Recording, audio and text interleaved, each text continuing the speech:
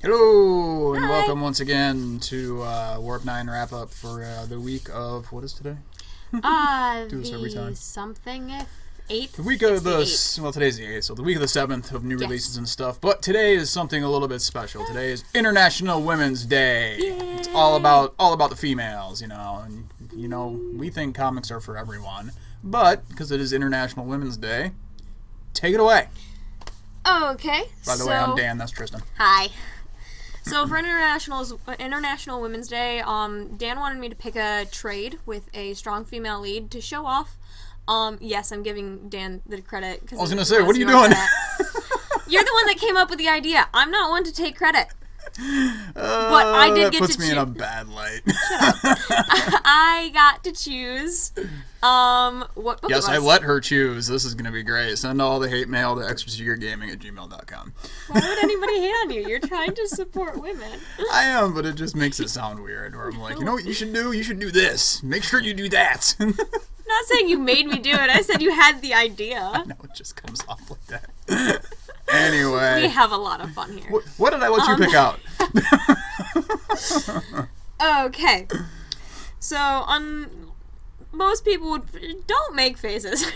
Most people would probably think International Women's Day, you'll probably pick, like, Wonder Woman or something. I decided to go with my favorite Star Wars female lead, Dr. Aphra. Not a lot of people know who Dr. Aphra is, which is a shame. She came into the the Star Wars universe. Not wrong, I don't think, The Star Wars universe in 2015 in the original Darth Vader series in issue number 3. This is her trade of the first of her solo series.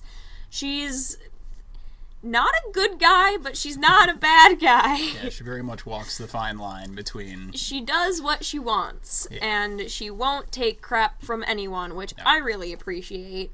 She's very intelligent. Very. She is a space archaeologist. But not so much as in it belongs in a museum, just as, fuck you, pay me. Yeah.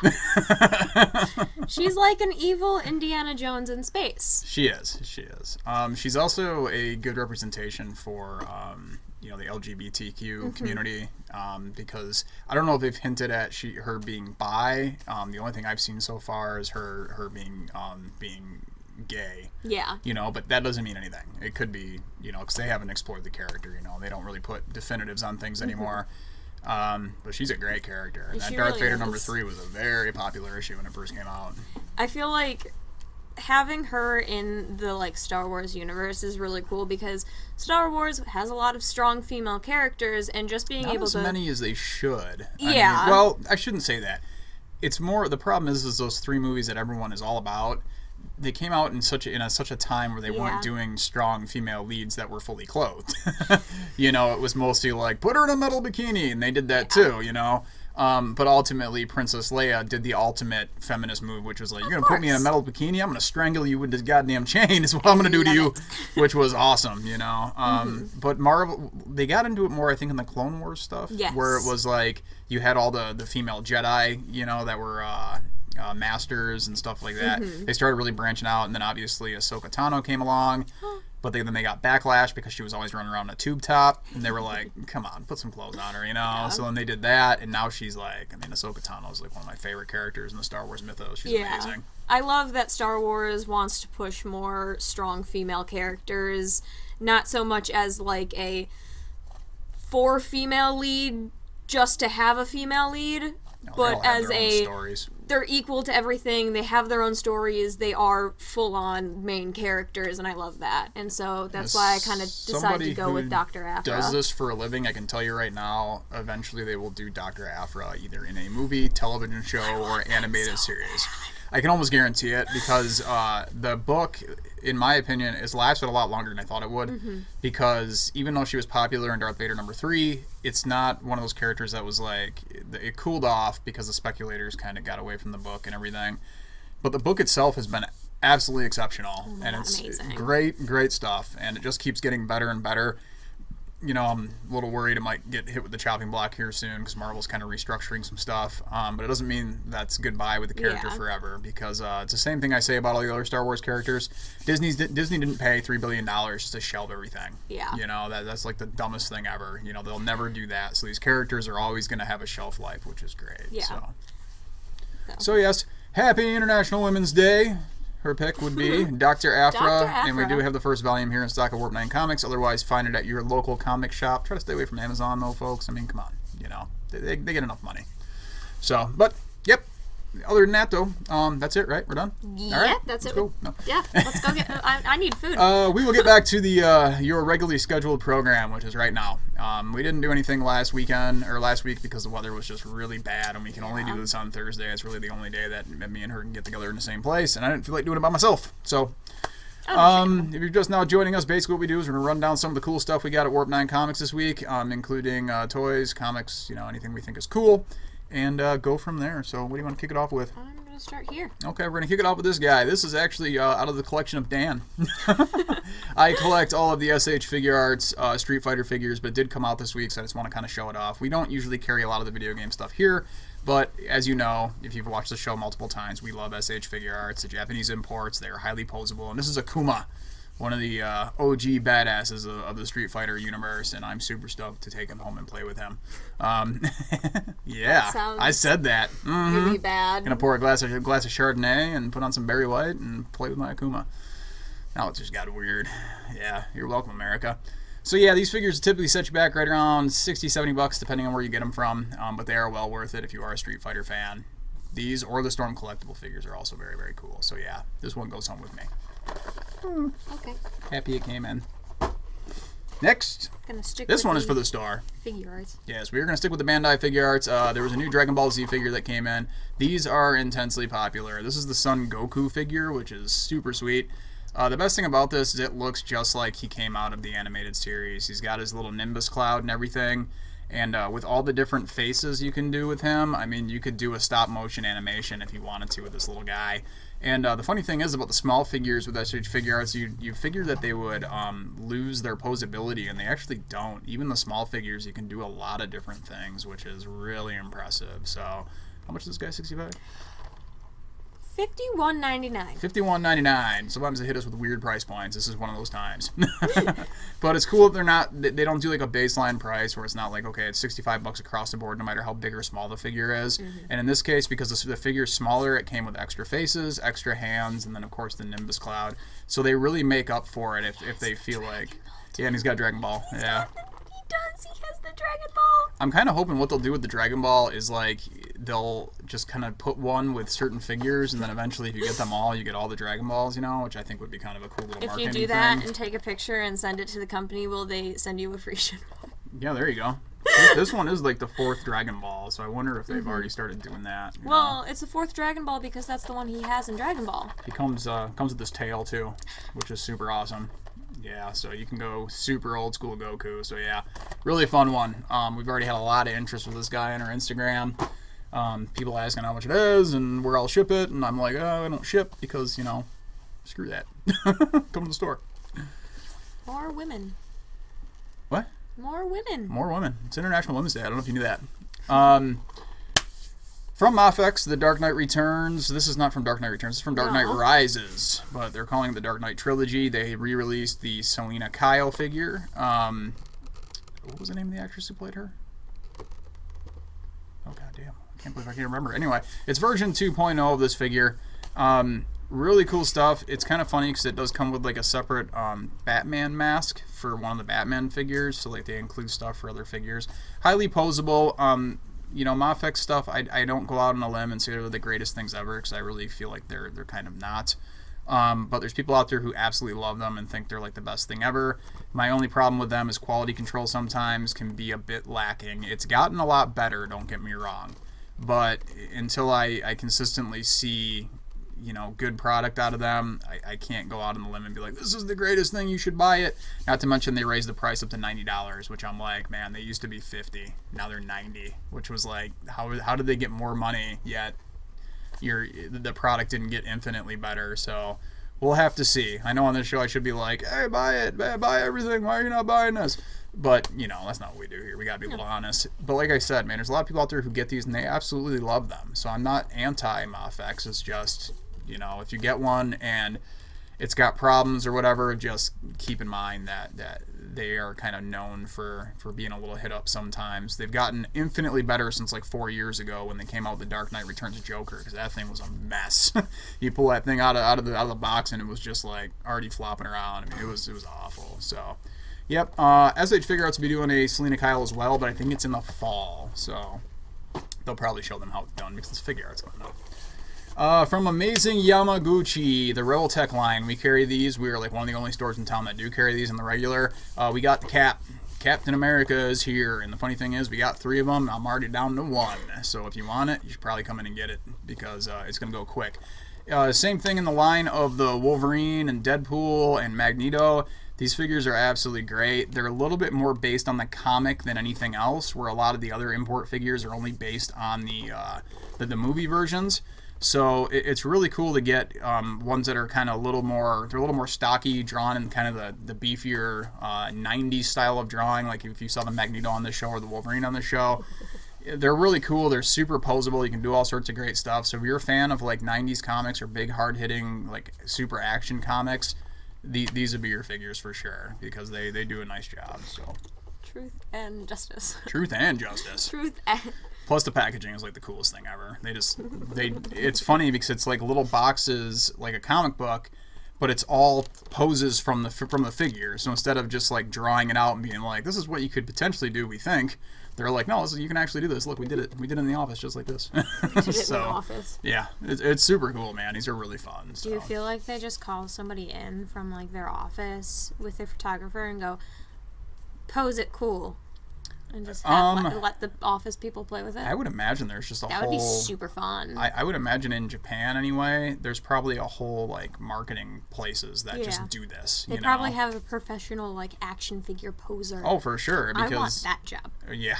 Well, I've seen some guys on Instagram that are doing a pretty damn good job of doing like the little play sets and everything. So yeah, this is one of the better Captain Americas they've done. It's got 3 different faces, which is really rad. And then it's got, oh, I didn't notice that. It's got this little, they look like bullets coming at it, and it'll go around the front of the shield, so it looks like he's blocking bullets. You see that? Right there? Oh, that's cool. Yeah, that's super cool. Yeah, I didn't notice that before. So it'll clip onto the shield, and it looks like he's, like, blocking people shooting at him, so that's awesome. I always love when they include the effects. And then several different sets of hands, so come in, check them out. They'll set you back right around $85, but because it's an import, it's $85 out the door. We'll even pay the tax for you. Why? Because we love you. We're going to move on with more women. Mezco 112 figures. So last week, because we skipped last week because of the poopy weather, we got in a couple of new 112 figures. One of them being the Suicide Squad Harley Quinn. Suicide Squad version, so obviously is based on Margot Robbie. And, you know, whether you loved it or hated the movie, you got to admit she did a pretty darn good job. This figure is really sweet just because it's like one of the only highly posable figures that came with multiple heads, because even if you got the Hot Toy of this, it only came with 1 head. If you got the what? I thought it came with 2. Only came with the 1 head because that was my biggest complaint with the thing. So the sweater is actually cloth, which is awesome, and then one of the heads is her blowing a bubble, which is really cool because those things are hard to sculpt. Like any Mezco 112, set you back right around $80, but they are well worth it because they only do a limited amount. It's not something that they usually go back to, at least they haven't yet. I'm worried eventually they might go back to some of the ones that have become a little more expensive. And the thing about Mezco 112 figures is that once they're sold out, they're usually sold out for good. And they will appreciate and value a lot of them. If you look up the Deluxe Punisher, that thing went like through the roof. Now it's up to like $400. It was up to $300 back in December, so that tells you something. So really, really awesome. I have many of these. I have a lot of these. They just kind of sit in the corner right now because, you know, why not? We could do that later. Yeah, just do it later. Take forever to do that. Next, we got in a Wolverine. This is the brown suit Wolverine. They had 3 different versions of Wolverine that they're releasing. This is the brown suit, which is technically the regular release. Then they did the Tiger Stripe, which was more based on the animated series. That was a Mezco exclusive. Really hard to get and also very expensive now. But the big news that I saw in our invoice for next week is the third version, which is the X-Force Wolverine, which is the gray and the red eyes, and that one is coming next week. That'll be a previews exclusive, so we're getting a bunch of those. Really cool little figure. It's kind of part like pleather and part cloth, you know. Some people aren't a big fan of it. So far, I think it's pretty rad, but I'm also excited to see next week what we get. Comes with a couple of different heads, and it actually comes out like anything. They have a stand and then multiple hands, and he comes with a sword as well, which is super awesome. But we're really excited for next week, so I'm excited to see the previews exclusive one too, and obviously we will have that on the show because that's what we do. We bring it to the people. Just do it later. They put these little bags around them, and apparently nobody knows how to put them back on but me. I usually can get it back on, but I have to like put it on a table. Yeah, they can be kind of a pain in the butt. A little bit. It's funny when people want to see them. They start digging their hands in there. It's like, dude, just set it down and slide it out. Like, don't. Whenever that happens, I'm just like, here, I've got it for you, and that's what I do too. It's like, it's an $80 figure, man. Stop treating it like you already bought the thing. Yeah. One thing that also came out last week that we don't have any more of was the original Deathstroke release, but those things sold out right away. So this is the previews exclusive stealth suit Deathstroke. So it's all black. It's a little more goldish on the other side of the mask, and he comes with a few more weapons as well. Really awesome, and just like any of the previous exclusive ones, that thing is metal. So they started doing these with the Punisher Deluxe figure, where it was like more of like an ammo box, and they decided now it goes this way. Oh, okay. I was trying to find where the joints were. I'm like, why can't I find the joints? Yeah. So since then, I guess because they were so popular with the ammo boxes, they just decided that that's how they're going to do them from now on. It's kind of hard to see with that stuff in there, but we're not pulling that out of there. No. Comes with two different heads, just like the other one. The Deathstrokes, I can tell you right now, they're going to appreciate value because they were ordered a long time ago, and not everybody got a ton of them. We had 4 of the originals, and then 4 of the previous exclusive ones, and this is the last one we have of this. And it'll be gone by tomorrow. I can almost guarantee it. Almost guarantee it. Man, don't bother with good. No, wait, this one's easier than the others. That's what you claim. So I'll watch her do this for a minute. I will. That's going well. Oh, I got it! I told you. There we go. We can all go home now. Good job. Let's do, yeah. Okay. No, we'll finish with that. Okay.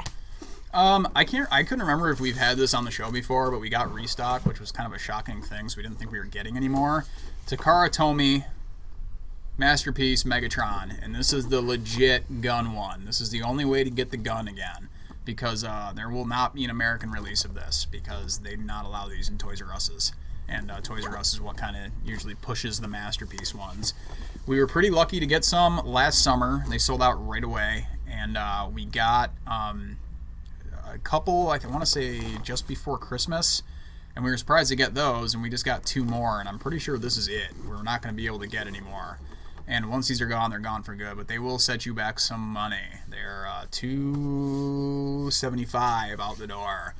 But they are worth it, and I can tell you, if you look online, they pretty much do the same kind of price, but when people realize that they're not coming out with any more, they're going to go way up. And sometimes they accidentally forget to put the little orange plug in there. We can't guarantee that because technically we don't sell things without the orange plug, but I also cannot open them to confirm because that would be opening a sealed product. That would cause the price to go down.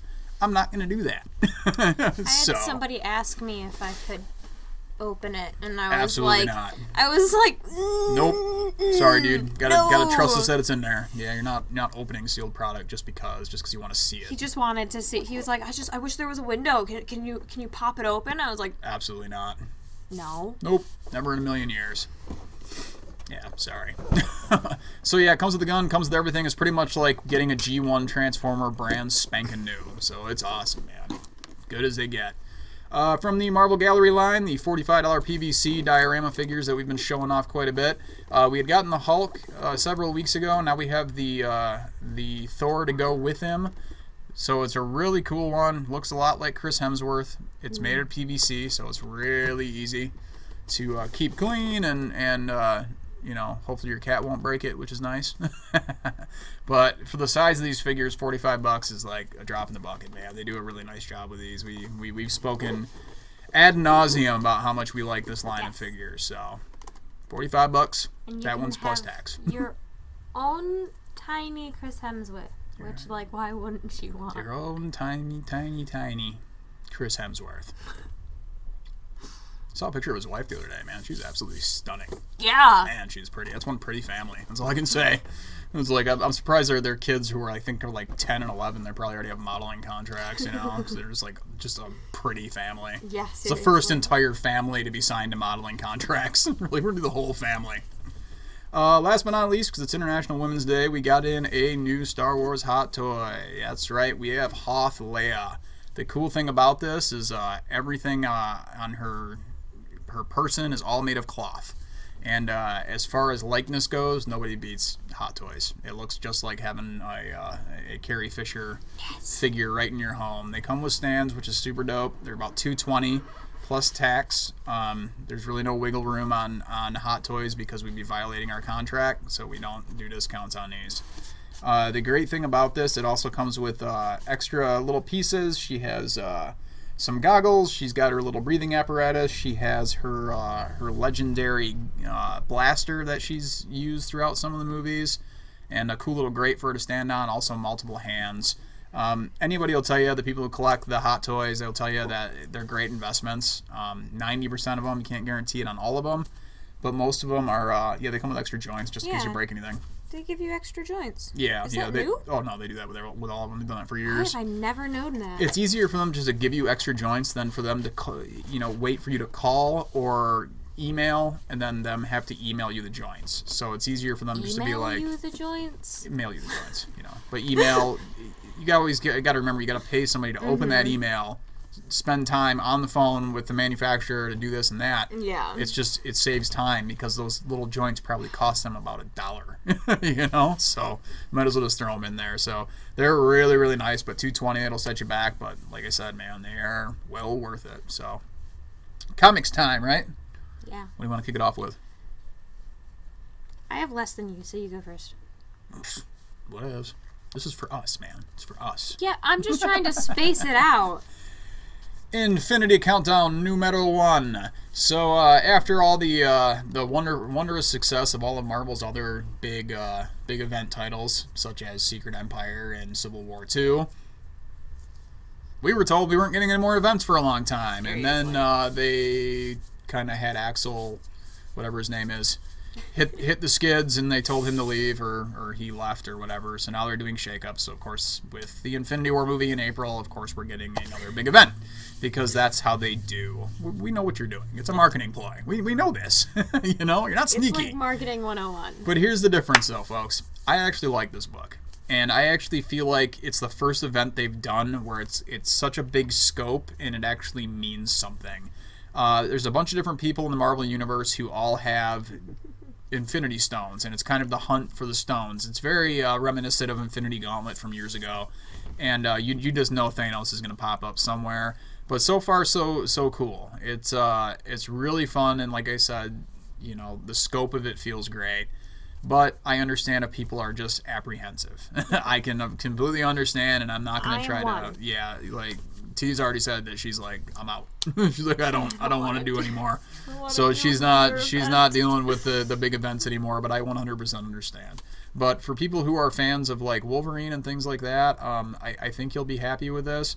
Or they're swerving us completely, because we do have the Hunt for Wolverine storyline coming up very soon. So Infinity Countdown number 1, I would check it out if you're a fan of the cosmic stuff, if you're a fan of Guardians of the Galaxy, Warlock, things of that nature. I think you'll be happy with it. You don't have to go crazy on all the tie-ins.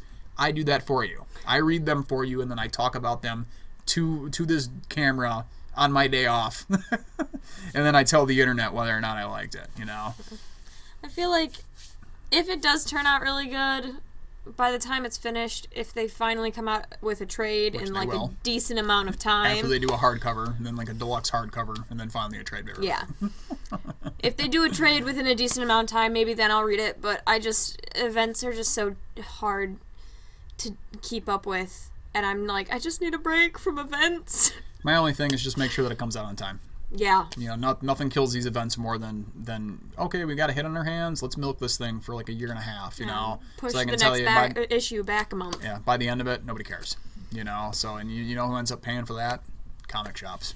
We pay for that. Yay. Literally. So probably get the props, huh? Probably.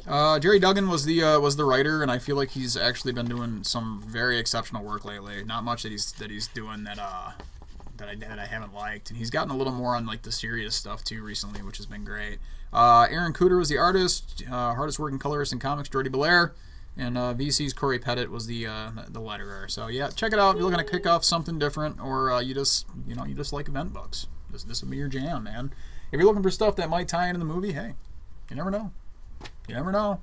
You never know. Honorable mention this week, Part 1 of Go Down Swinging, which is Amazing Spider-Man 797. This book was highly anticipated, and for all the wrong reasons. People are like, oh my god, this Red Goblin thing is going to be so great. It's going to be so great. So people are calling up, I want 4 copies of 797, 5 copies of 797. And then the big thing happened where people found out, guess what? He doesn't appear in 797. And now no one knows if he's going to appear in 798 or 799, or if hell, they're just going to wait until issue 800.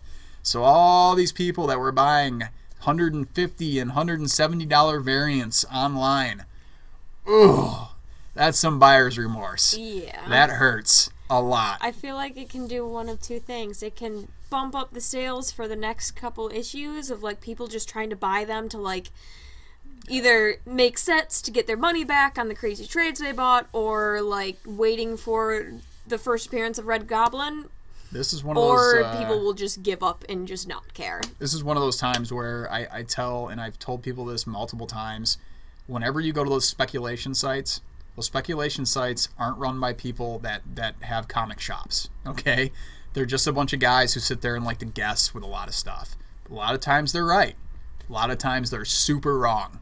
And when you're jumping around trying to make money on comics and you're buying these variants for $175, I can tell you, the one I'm talking about was the Virgin variant. I watched one go for last week for $175. Yesterday I checked it, it's down to $20. And it's probably going to get less than that. So it's a quick way to lose a lot of money, man. And yeah, you might make it back in the long run, but not on that book you won't. So just be real careful when you're trying to speculate and trying to make money. If everybody can make money in this industry, there'd be comic shops in every damn corner. Seriously. You know, so just be real careful with the speculation sites, man, because it can be tough. Other than that, though, it is the start of the Going Down Swinging storyline. And, you know, so far so good. This stuff, everyone's really excited to see this Red Goblin storyline. Unfortunately, most of it is like speculation excitement, which gets a little eh. But I can tell you the story is well worth it. It's Dan Slott's swan song after 10 years of being on Amazing Spider-Man. Then we're getting Nick Spencer. I'm listening for the internet to groan. I think Nick Spencer's just fine. I think his Captain America run was actually a lot of fun, and it got people talking about Captain America, but people were really down on him by the end of that book. And then yeah. Secret Empire did him no favors. And Secret Empire wasn't bad. It's just... It was just kind of ho-hum, in my opinion. Yeah. I don't like having 2 characters around. There's like 3 beasts right now, 2 Captain Americas, and a partridge in a pear tree. So I've kind of had enough.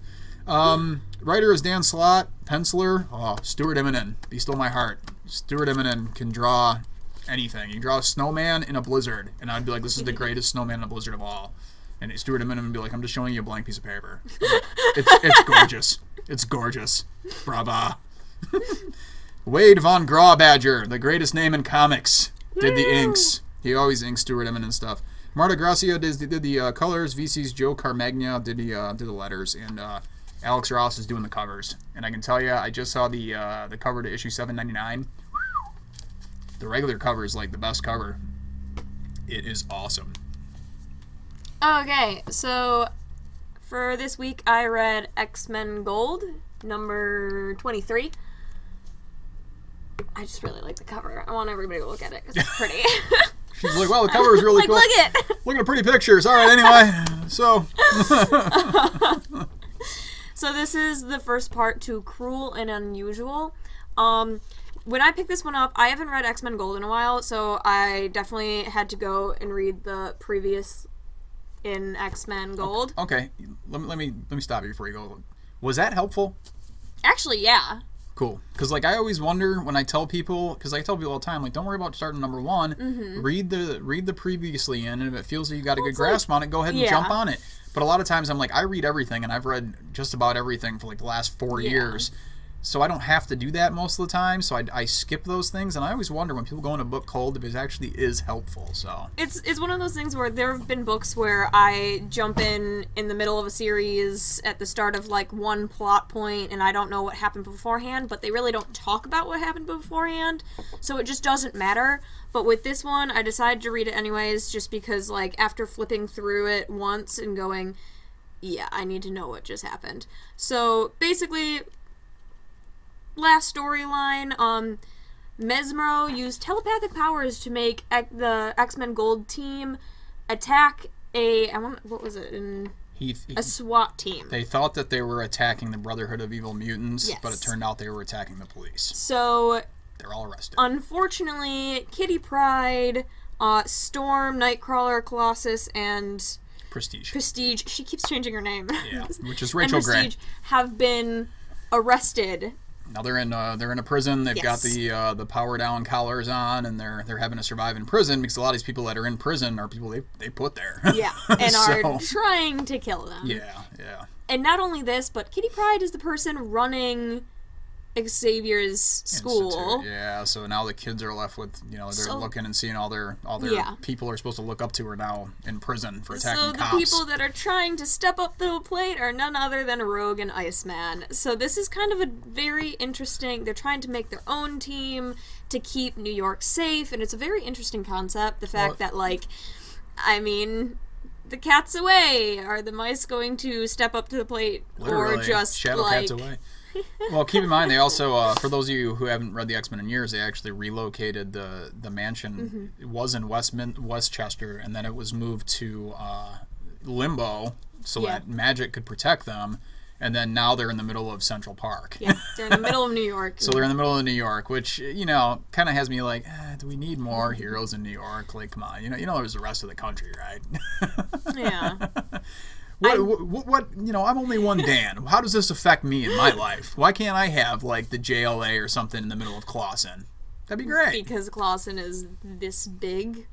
Yeah, we get a lot of villains here. The most trouble we have are, like, the 12-year-olds that came in today and were swearing and I had to yell at. Again? Yeah. I think they do that just to troll you. I feel like every time they come in. Yeah. Well, they always get the fear in their eyes of, like, we got yelled at. And I'm like, yeah, you did get yelled at. I'm going to have you start wearing a belt. And whenever they do that, just be like, start taking your belt off. And, like, smack it in your hand. And watch them be like, oh, shit. That'd be great, man. You should just I can't wait for the Yelp reviews on that one. She kept saying she was going to spank our bottoms. That's ridiculous. Yep. And also true. If anything, I'll probably kick them out of the store and then call their parents. Good jumping on point. Yes, great jumping on point. And I always like Kitty Pryde, so... Oh yeah, she's one of them. I feel like she's a fan favorite for anybody who's a fan of the X-Men. She's always been great, and she's one of those that you really feel for because, honestly, if you've been reading the X-Men for that long, you watched her grow up. Because, she started out as a teenager and just kind of slowly, and now she's at, like, the head of the class, you know? So it's really interesting just to kind of see her manifested. They actually make a mention of the fact that you've watched these characters grow up. Like, Iceman talks about how Magneto's been beating him up since he was 12 years old. Yeah. God damn, man. I love it. Yeah. But yeah, it's a great jumping on point. I really enjoyed it. Get to see Parents of the Danger Room. Yes. Yeah, which is awesome. Always. So yeah. Writer is Mark Guggenheim. Artist Tony Silas. Colorist Arif Prianto. And the letter VC's Corey Pettit once again. So yes, Cruel and Unusual Part 1 in X-Men Gold number 23. Woo! We moving on to DC? We are moving on to DC. Yep. Really only one good jumping on point this week for DC, but it's kind of dealing with one of my favorite things, which is Bizarro World. So this is Bizarroverse Part 1 in Superman number 42. So essentially what happens is John and, oh geez, I can't remember her name. His friend that, it's hard to explain without reading the rest of it, but his friend Kathy, sorry, who he met when they were living in Smallville. She has built this thing where you can go to other universes and they can kind of see the other universe. But the problem is, though, is the other universe can kind of see them back. So this whole thing starts off in Bizarro World, where it's you know, Lois Bizarro, Bizarro adult, and then John's version of Bizarro, and kind of how they interact. And it can be a little annoying for some people who don't realize how they speak because it's a lot where it's just, you know, Bizarro speak, and it's like, okay, everything's opposites on here. So it's a challenge as a writer to write like that. But the art is absolutely exceptional. So essentially they visit Bizarro World, and little Bizarro John sees them and somehow ends up falling back with them when they decide to kind of back out of the universe, and it's going to kind of go from there. Really cool so far. It's nice to see more John getting some adventures, which is good, because I think they announced that the Super Sons book is going to be canceled. But the good news is that John's going to be in a lot of the Superman book. He's still going to be in the Teen Titans book. So it's not like it's the end of the character. Not shelving the character any way, shape, or form. And having him, you know, kind of do these kid screw-up things because he's a kid who's almost invincible. Of course he's going to make dumb choices and make dumb mistakes, you know. Yeah. So it's kind of good because then you get to see the family dynamic of it with Lois and Superman and how they deal with it. And it's really great. He's such a great character. And I can't say enough good things. And the Superman book has been absolutely exceptional. And now it's going to get... you know, it's going to maintain that level of greatness because Bendis is about to take the reins of Superman going forward here. So DC Comics is in really good shape. I can tell you that right now. Let's see here. Patrick Gleason and Peter J. Tomasi did their writings. Patrick Gleason also drew the book. Alejandro Sanchez. What is that? Bleacher? What does that mean? Oh, inker. Okay. Yeah, they did all this backwards in Bizarro speak. So, like, speakers instead of writers, you know. So, Patrick Gleason and Peter J. Tomasi wrote it. Art, Patrick Gleason. Inker, Alejandro Sanchez. Letterer, Rob Lay. And, yeah, I absolutely love the pencils of this book. It's absolutely fantastic. So, yeah, check it out. Good place to jump on Superman. You don't need to know anything else that came before that. You can literally jump in on there. Other than that, you know Superman has a kid now. So we can go into indie. Only got a few things left. I'm sure you guys are sick of hearing my voice. So anyway, she's like, I know I am. At this point, I'm like, I just want chicken nuggets and French fries. We're almost there. We got like 4 more things. It'll go quick. So this kind of came out of left field this week. I didn't really read a whole lot about it. Other than that, it was a new #1 from IDW, and the great thing is that IDW mainly does a lot of licensed stuff, you know, TV shows, comics, stuff like that, or like Transformers, G.I. Joe, Teenage Mutant Ninja Turtles. It's their bread and butter, you know. Yes. So, and there's nothing wrong with that, but it's nice to see them branch out to more of a creator-owned kind of thing. This is very, very good. It's about a son who is supposed to take the reins of a kingdom after his father is murdered by these mercenaries, but he's kind of a doofus. So he's brave as all hell, and he's really trying to rally his people, but he's just not that great. And then all of a sudden, there's these things that come out of the sky, that crash out of the sky. It turns out, alien invasion time. So it kind of goes from there. So it's a little bit of Vikings, a little bit of alien invasions, a little bit of Game of Thrones, and all awesome. Really fun. Like, I read this one as well. He made me read it. He was like, here, read this if you get the chance. And I was like, okay. Because on National Women's Day, Dan tells women what to do. No, it's more like you just kind of throw a book at me and go, hey, if you get a chance, check this. Send your emails to extraseergaming@gmail.com. It's not bad that you try to get me to read a good book. Comments below. Oh my god. Well, anyway. He told me nothing about the book, was like, if you get a chance, read it, it's really good. I was like, okay, and at first I'm starting out reading, I'm like, Vikings, cool, this is awesome, and I'm like, wait, did a spaceship just crash? Yeah, I was like, are there aliens? Totally aliens. What? Yeah, there's all sorts of shit that goes down in this book, man. It was really unexpected, but really kind of cool, and I kind of really like the alien. The alien? Okay. Yeah. I don't know why. Know where you stand if we ever get invaded. I just think it's like the Tell design. Trav, like, he's gonna be like, all right, we're being invaded. We gotta call a little T. We'll hunger down the shop. Like, don't call her, man. She's gonna side with the aliens. Okay, I just said I like the alien. I like the design, and I like the concept idea of it. Okay. I'm all for the human race, people. Just saying that.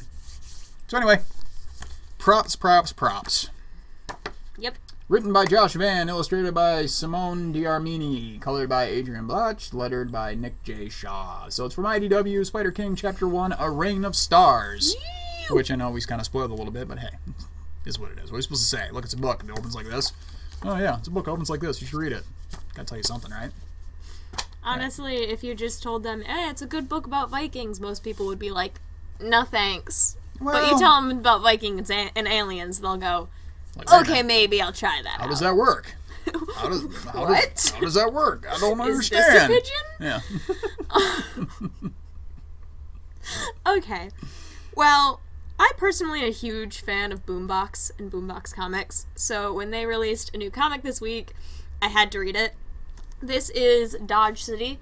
The last two comics that they really released were very high school sports themed, but like not the normal sports. The last one was Fence, which is about a fencing team, and this is Dodge City, which is about a team of dodgeball players that aren't exactly the greatest dodgeball players in the world. God, it's like this book is speaking directly to my life. So there's this new kid at school, and he joins the dodgeball team. And the team he joins kind of sucks, and somehow he becomes the captain. Where are the Vikings and aliens? At this point, he's just trying to fit in. What I love about Boombox comics is they're really diverse in a way that feels natural. It's not super forced. We have a character that speaks fluently in Spanish. We've got a deaf character. We've got just a whole range of different kinds of characters, which I love. The story behind it is really good and really easy to relate to. As Dan said, it's literally his life. Being bad at dodgeball is Dan's life. Mm-hmm. Bad at a lot of things. Hashtag that. Mm-hmm. One of the things I love with Boombox just in general is their art style is very cartoony mixed with anime.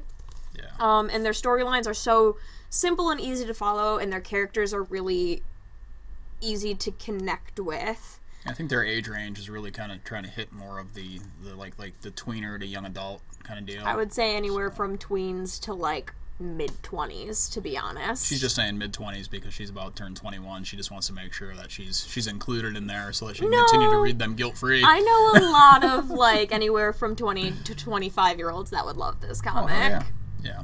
So. But yeah, I would definitely suggest this one. If you haven't read any of Boombox's comics before, how dare you? They're very good. At least try to pick it up and try to read one of them because they are really good at comics. They really are. They're underappreciated, in my opinion. Stop insulting our viewers. I insult everyone. Cool. No, it's cool. You can go and do that. I would definitely suggest this one, though. Just the range of characters are so beautiful. Created and written by Josh Trio. Illustrated by Kara McGee, colored by Brittany Peer with Kara McGee, and lettered by Aubrey Icy. I think I said that wrong, but hey, what are you gonna do? So anyway, Boombox, number 1, Dodge City. If you're fans of dodgeball and, cities. I was slowly waiting for it to turn into the movie Dodgeball. Didn't, but that's okay.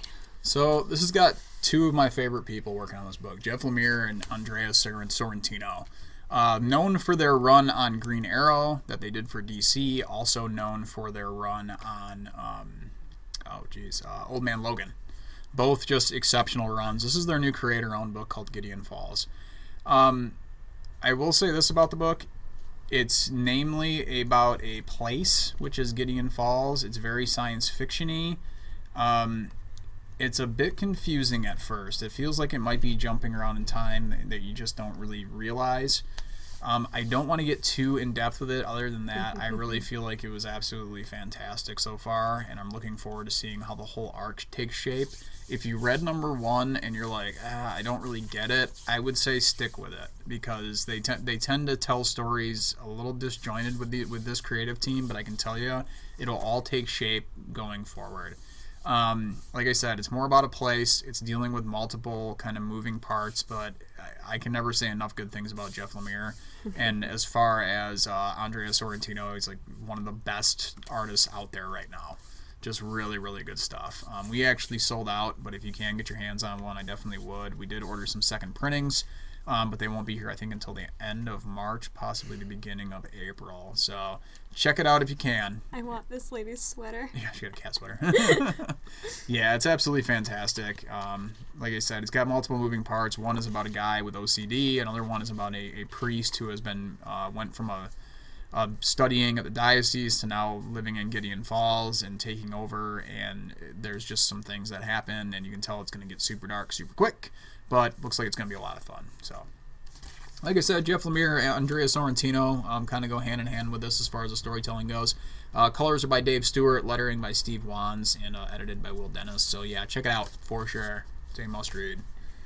Last but not least, I would say about 7-8 weeks ago, Image sent us several trade paperbacks to read, and they were very much a, hush hush, do not sell these, please. But of course, people on eBay were selling them for all sorts of money because people are assholes. It's just the way it is. Mostly guys who don't have storefronts, they just do online stuff, but somehow still have diamond accounts, so they get sent this stuff, and the first thing they do is they just sell it. That's why I don't think those guys should have diamond accounts, but that's just me. Oblivion Song. It's Robert Kirkman's new book. And the cool thing was they sent us the entire trade paperback before it even came out, so I know for a fact this book will stay on track because they have the whole first story arc done. Because they sent it to me a long time ago. I read the whole thing, really, really good. It's kind of about dimension hopping. It's sci-fi-ish. This guy goes into a different dimension, and the dimension is where some humans were left behind, and they're trying to rescue them. But one thing that they're finding is that, some of these people are like, this is our home, why did you pull us out of our home, kind of thing.